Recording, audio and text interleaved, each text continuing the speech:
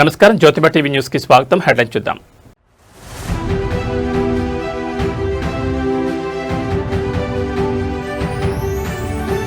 CM చంద్రబాబుతో నగర MLA గాలి భానుప్రకాష్ మర్యాదపూర్వక భేటీ.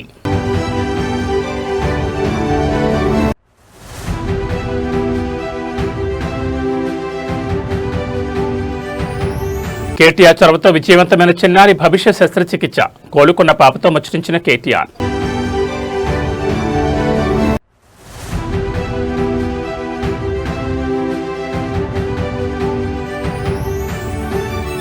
నెల్లూరు జీజీహెచ్లో తీవ్ర విషాదం. సకాలంలో వైద్యం అందక తేజస్విని అనే యువతి మృతి.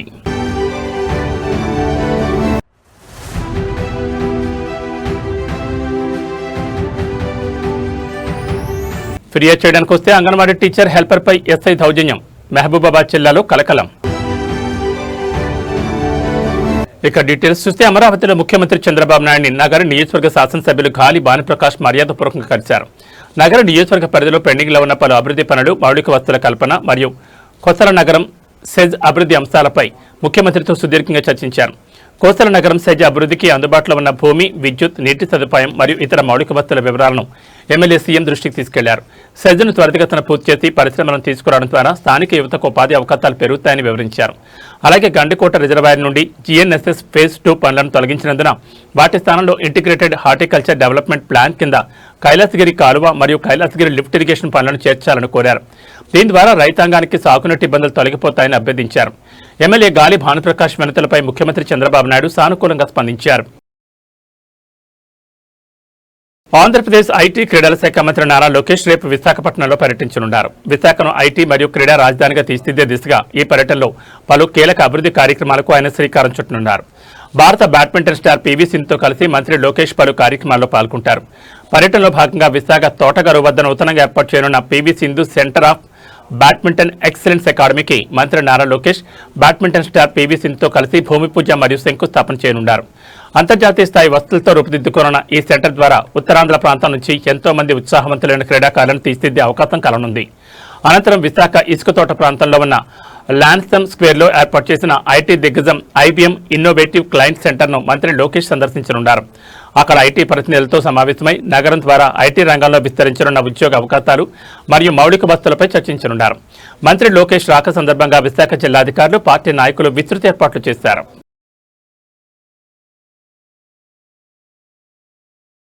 తెలంగాణ ఉద్యమ అమరవీరుడు యాదిరెడ్డి కుటుంబానికి బీఆర్ఎస్ వర్కింగ్ ప్రెసిడెంట్ కేటీఆర్ నిరంతరం అండగా నిలుస్తూ తమ మానవీయతను చాటుకున్నారు. ఇటీవల యాదిరెడ్డి తమ్ముడి కుమార్తె భవిష్యకు శస్త్రచికిత్స అవసరం కాగా కేటీఆర్ చొరవతో సర్జరీ విజయవంతంగా పూర్తయింది. కోలుకున్న చిన్నారితో పాటు కుటుంబ సభ్యులు నందినగర్లోని కేటీఆర్ నివాసంలో ఆయన్ను కలిసి హృదయపూర్వక కృతజ్ఞతలు తెలిపారు. గత నెల మొయినాబాద్ మండలం పెద్దమంగళారం గ్రామంలో అమరవీరుడు యాదిరెడ్డి కుటుంబాన్ని కేటీఆర్ పరామర్శించారు. ఆ సమయంలోనే చిన్నారి భవిష్య ఆరోగ్య సమస్యను తెలుసుకున్న కేటీఆర్ ఆందోళన చెందొద్దని కుటుంబానికి ధైర్యం చెప్పారు. పార్టీ తరపున మెరుగైన వైద్య చికిత్స అందించేలా తక్షణ చర్యలు తీసుకోవాలని ఆదేశించారు. ఇచ్చిన మాట కట్టుబడి చిన్నారికి విజయవంతంగా చికిత్స చేయించడంతో కుటుంబ సభ్యులు ఆనందం వ్యక్తం చేశారు. నందినగర్ నివాసంలో చిన్నారి భవిష్యత్తు ఆప్యాయంగా మాట్లాడిన కేటీఆర్ ఆమె ఆరోగ్యాన్ని అడిగి తెలుసుకుని బాగా చదువుకోవాలని దీవించారు. ఈ కార్యక్రమంలో మాజీ మంత్రి ఎమ్మెల్యే సబితా ఇంద్రారెడ్డి కూడా పాల్గొన్నారు. క్లిష్ట సమయంలో తమ కుటుంబానికి భరోసానిచ్చిన కేటీఆర్కు అమరవీరుడు యాదిరెడ్డి కుటుంబం ప్రత్యేక ధన్యవాదాలు తెలిపింది.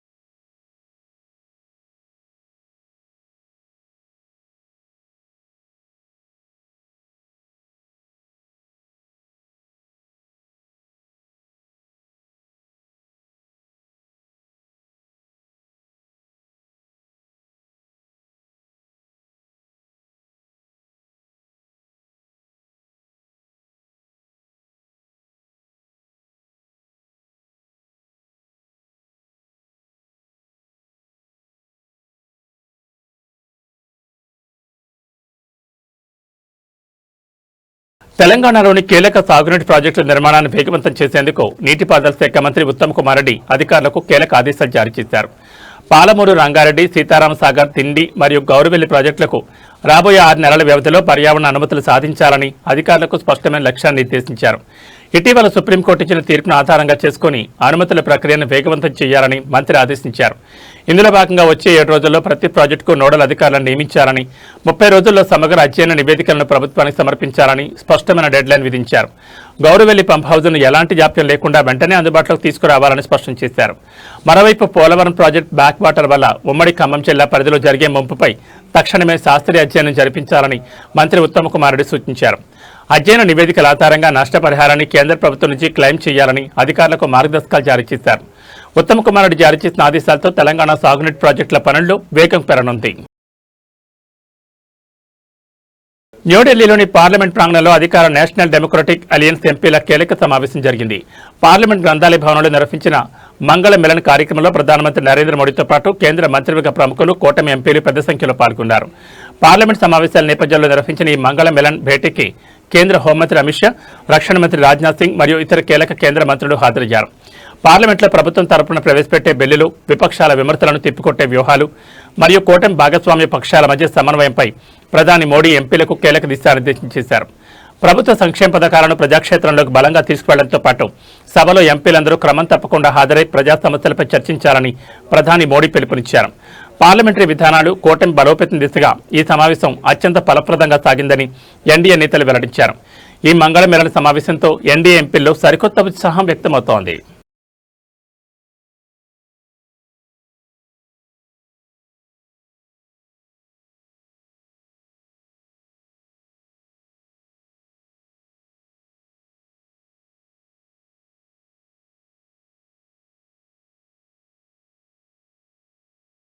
నెల్లూరు ప్రభుత్వ పెద్దాసుపత్రిలో అత్యంత దారుణమైన సంఘటన వెలుగుచూసింది. సకాలంలో వైద్యం అందక డ్యూటీలో వైద్యులు అందుబాటులో లేకపోవడంతో తేజస్విని అనే యువతి ప్రాణాలు కోల్పోయింది.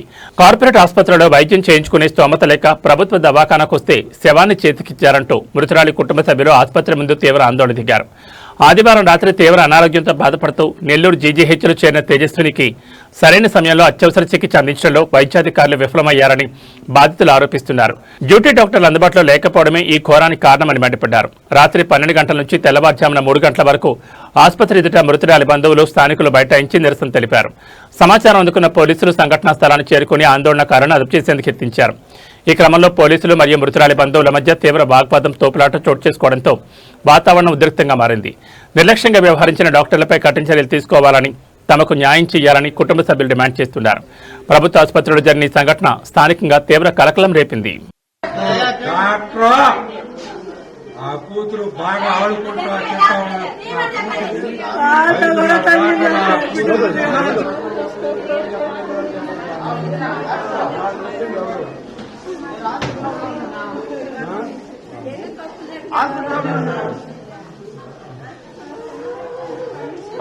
అక్కడి నుంచి తీసుకోవాల్సింది.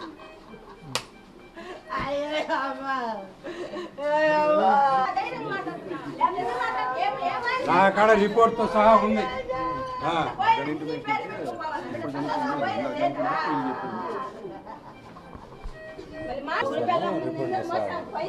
బయట తీసాడు, రిపోర్ట్ ఇచ్చాడు.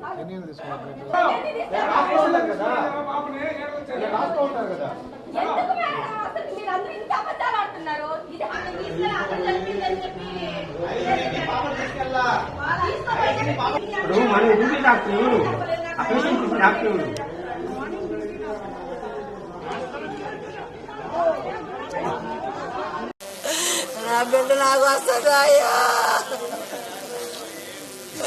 ఒకరంతా నాకు అనుకోలేదా? ఈ గవర్నమెంట్ హాస్పిటల్ వాళ్ళకి జీతాలు ఇచ్చేది మనుషులే చెప్పడానికి అయ్యా. నా మనరాలు అట్లా వస్తుంది నాయన నాకు.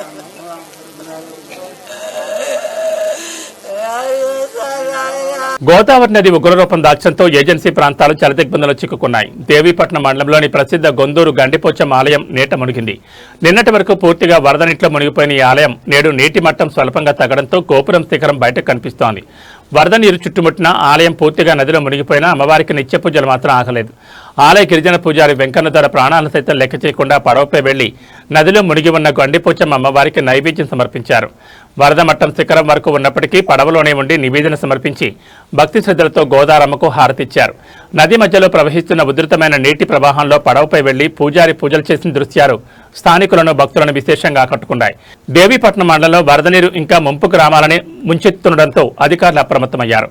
గిరిజన పూజారి వెంకన్నధర భక్తి శ్రద్ధలకు నిష్ఠకు అందరూ నీరాజనాలు పడుతున్నారు.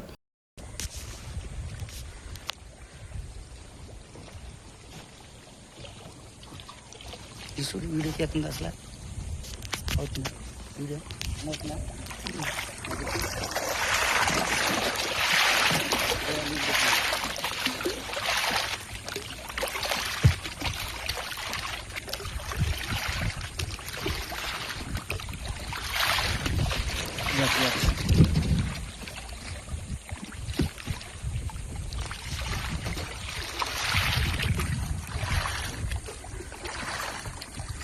మహబూబాబాద్ జిల్లా దంతాలపల్లి పోలీస్ స్టేషన్ పరిధిలో దారుణమైన ఉదంతం వెలుగు చూస్తుంది.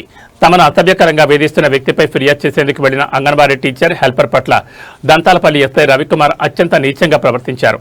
మహిళలను కూడా చూడకుండా ఛాంబర్లోకి పిలిచి బూతులు తిడితో తొక్కి చంపుతామని బెదిరించడంతో మనస్తాపానికి గురైన అంగన్వాడీ టీచర్ ఆసుపత్రి పాలైంది.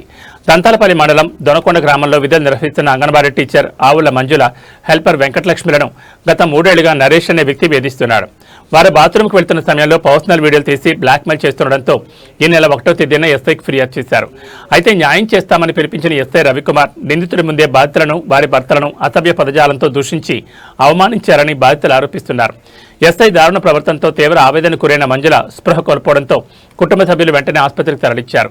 తమను తీవ్రంగా అవమానించిన ఎస్ఐ రవికుమార్ను వెంటనే సస్పెండ్ చేయాలని, తమను వేధించిన నరేష్పై కఠిన చర్యలు తీసుకోవాలని జిల్లా ఎస్పీతో పాటు తొర్రూరు సీఐ గణేష్కు బాధితులు పిటిషన్ అందించారు.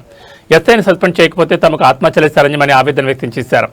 బాధితుల ఫిర్యాదుతో దంతాలపల్లి ఎస్ఐ వైఖరిపై స్థానికంగా తీవ్ర ఆగ్రహ జ్వాలలు వ్యక్తమవుతున్నాయి.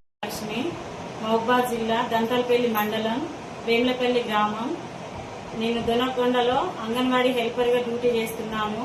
గత 3 సంవత్సరాలుగా బోయి నరేష్ అనే అబ్బాయి దొనకొండ గ్రామం చెందిన వ్యక్తి మమ్మల్ని మానసికంగా బాగా టార్చర్ చేస్తున్నాడు. మా మనోభావాలు దెబ్బతినే విధంగా అంగన్వాడీ సెంటర్లో నేను మా టీచరు ఒంటరిగా ఉన్న సమయంలో వచ్చి మా పర్సనల్ వీడియోస్ తీయడము, వాష్రూమ్స్ పోయినప్పుడు వీడియోస్ తీయడము, డ్రెస్ చేంజ్ చేసుకుంటుంటే వీడియోస్ తీయడం జరిగింది. ఇట్లా జరుగుతుందని చెప్పేసి మేము ఎస్ఐ గారికి 1వ తారీఖు రోజు శనివారం రోజు మేము పిటిషన్ రాసి ఇవ్వడం జరిగింది. నిన్న మొన్న 2-3 డేస్ నుంచి మమ్మల్ని పోలీస్ స్టేషన్ చుట్టూ తిప్పి మీకు సరైన న్యాయం చేస్తా అని చెప్పి పిఎస్ లో శనివారం రోజు 1వ తారీఖు పిటిషన్ ఇచ్చినాము.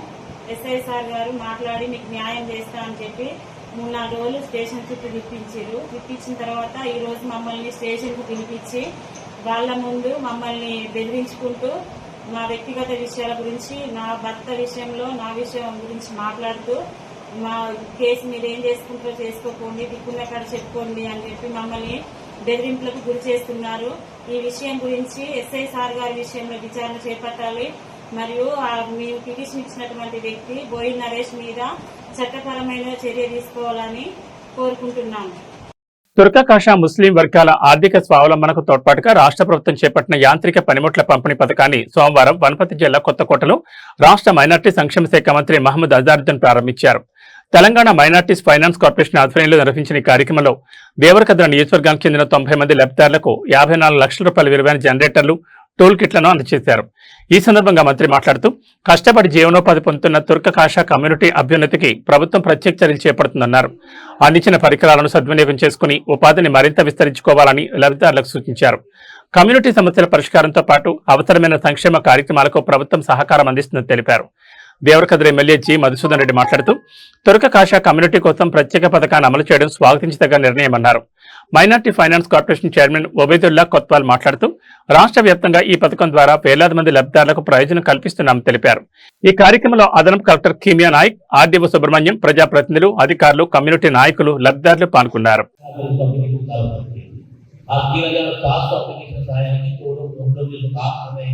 अगर सुबह से शाम तक काम करता है तो 5 रुपये नहीं कमा सकते हैं, 70 रुपये मुश्किल है।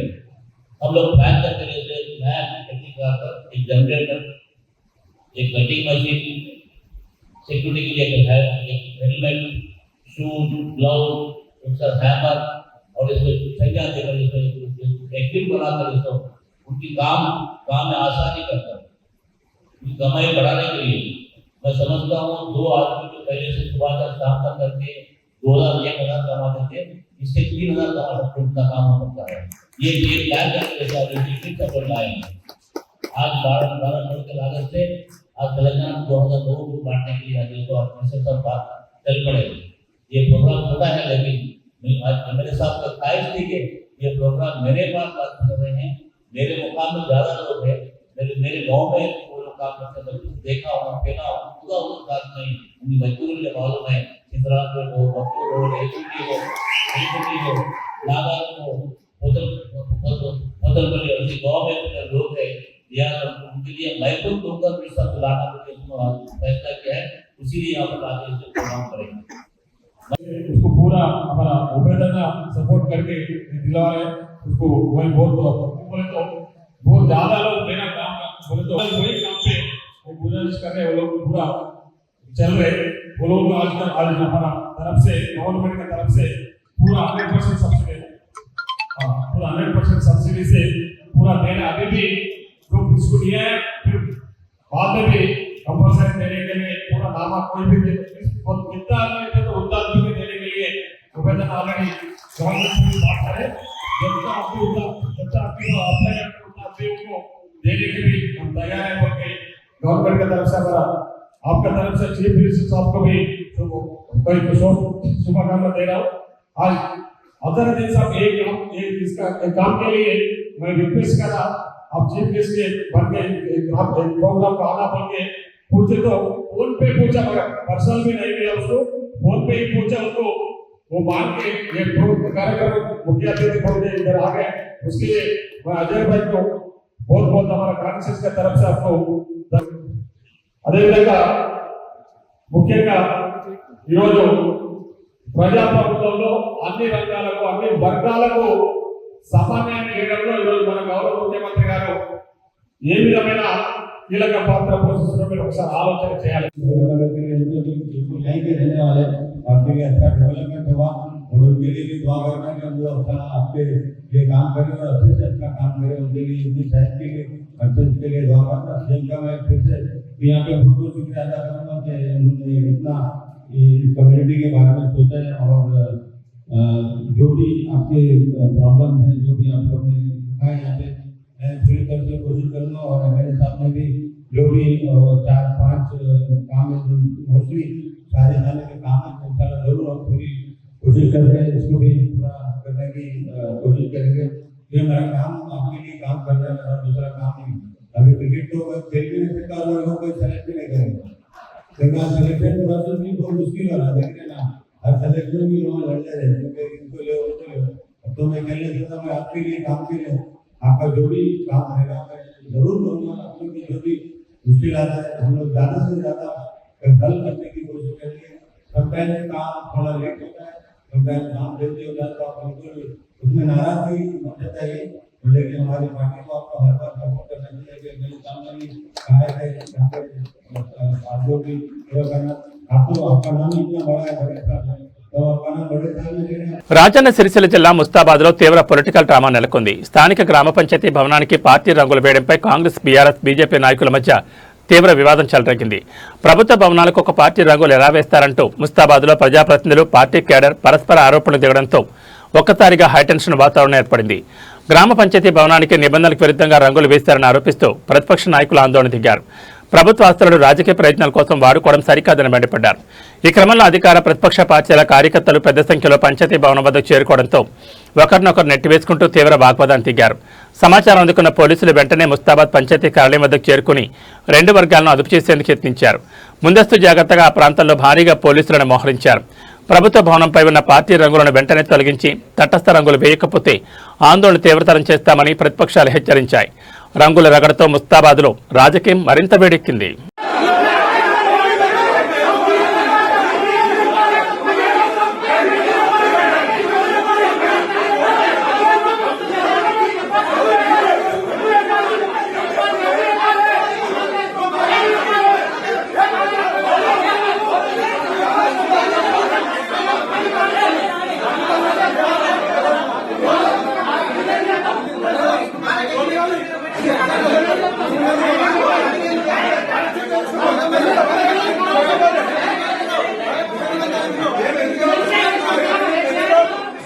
Megastar Chiranjeevi block buster director Bobby కాంబినేషన్లో రూపుదిద్దుకుంటున్న మోస్ట్ అవైటెడ్ మూవీ మెగా 158 గతంలో వీరి కలయికలో వచ్చిన వాల్తేరు వీరయ్య ఎంతటి ఘన విజయం సాధించిందో అందరికీ తెలిసిందే.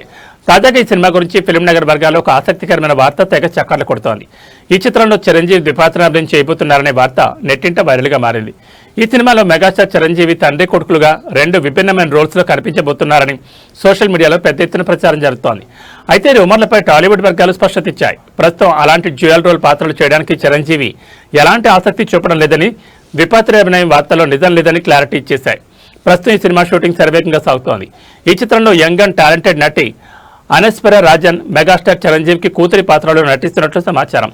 తండ్రి కూతురి సెంటిమెంట్ మరియు మాస్ ఎలిమెంట్స్తో డైరెక్టర్ బాబీ ఈ చిత్రాన్ని అత్యంత ప్రతిష్టాత్మకంగా తెరకెక్కిస్తున్నారు.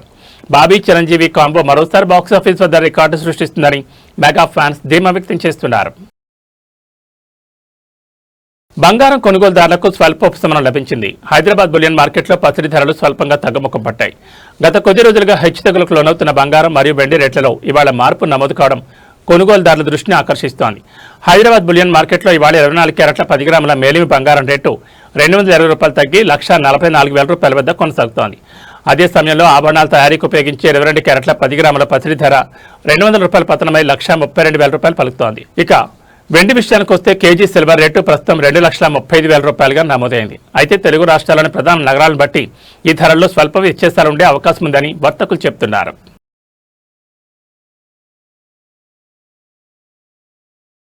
తెలంగాణ ప్రజలకు వాతావరణ కేంద్రం కీలక హెచ్చరిక జారీ చేసింది. హైదరాబాద్ నగరంతో పాటు రాష్ట్ర వ్యాప్తంగా పలు జిల్లాల్లో భారీ వర్షాలు కురుస్తున్నాయి. ఇవాళ ఉదయం వరకు వర్షాలు ఇలాగే కొనసాగే అవకాశం ఉందని హైదరాబాద్ వాతావరణ కేంద్రం స్పష్టం చేస్తూ పలు జిల్లాలకు ఎల్లో అలర్ట్ ప్రకటించింది. ఉత్తర మధ్య తెలంగాణ జిల్లాలైన నిర్మల్, నిజామాబాద్, జగిత్యాల, మంచిర్యాల, పెద్దపల్లి, కరీంనగర్, రాజన్న సిరిసిల్ల మరియు కామారెడ్డి జిల్లాలో ఓ మోస్తరు నుంచి భారీ వర్షాలు కురిసే అవకాశం ఉంది. అంతేకాకుండా మెదక్, సిద్దిపేట, హనుమకొండ, వరంగల్, జయశంకర్, భూపాలపల్లి, ములుగు, భద్రాద్రి కొత్తగూడెం మరియు మహబూబాబాద్ జిల్లాల్లో కూడా తేలికపాటి నుంచి ఓ మోస్తరు వర్షపాతం నమోదు కావచ్చని హెచ్చరించింది. ఇక ఖమ్మం, జనగామ, నల్గొండ జిల్లాలతో పాటు గ్రేటర్ పరిధిలోని రంగారెడ్డి, మేడ్చల్, మల్కాజ్గిరి, హైదరాబాద్ మరియు వికారాబాద్ జిల్లాలకు కూడా ఎల్లో అలర్ట్ జారీ చేశారు. వర్షపు నీరు రోడ్లపై చేరే అవకాశం ఉన్నందున వాహనదారులు, ప్రజలు అప్రమత్తంగా ఉండాలని అధికారులు సూచించారు. రహదారులపై నీరు నిలిచిపోవడం మరియు ట్రాఫిక్ ఇబ్బందులు ఏర్పడే సూచనలు ఉన్నందున ప్రజలు అత్యవసరమైతేనే బయటకు రావడం మంచిదన్నారు.